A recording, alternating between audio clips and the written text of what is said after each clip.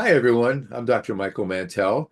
Always privileged to be joining Bonnie Rabinovich Mantell, owner and managing partner of the esteemed Primus Family Law Group here in San Diego, California. Hi, Bonnie. Michael, how are you doing today? Doing great. Lovely weather, beautiful day. We can't ask for more. We are blessed. We are blessed. So, Bonnie, today I want to talk about financial uncertainty that people face in a divorce. It often brings tremendous financial upheaval and anxiety and concern. What are some of the biggest financial surprises that people face going through a divorce? It often surprises me that people forget that when you're living together and you're living with two incomes, and all of a sudden you're breaking apart, and those two incomes, or perhaps one income in the house, is now being divided.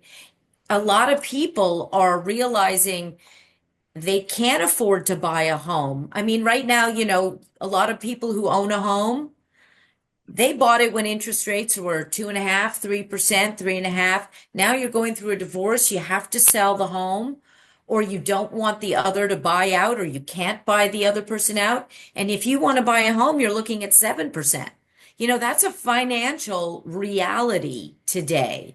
The same way you have one income, Michael. And now we've got two households. We talk about support, but where does that support come from? It comes from that same pot of income.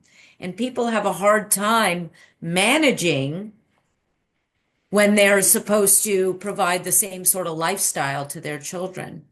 Are there common mistakes that you see in people divorcing here in San Diego when they are dividing their assets?